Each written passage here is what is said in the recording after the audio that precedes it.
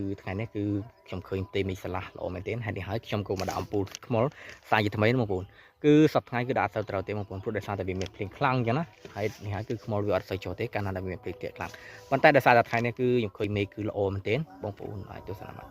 គឺទេមេឃគឺពិតជាល្អមែនទែនហើយនេះហើយខ្ញុំក៏បានមករៀបចំដាក់ថ្មល់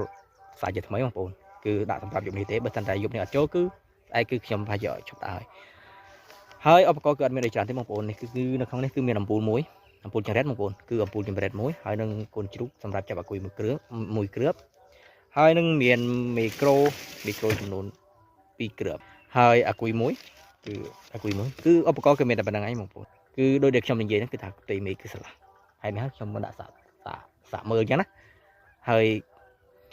នៅវីដេអូក្រោយខ្ញុំនឹងធ្វើវីដេអូបង្ហាញគឺពីមុនមកខ្ញុំមិនដែលបានធ្វើវីដេអូបង្ហាញថានៅពេលខ្ញុំដាក់បានរួចខ្ញុំបានធ្វើវីដេអូគឺថាខ្ញុំមកយកវានៅពេលយប់អញ្ចឹងណាហើយនេះហើយគឺ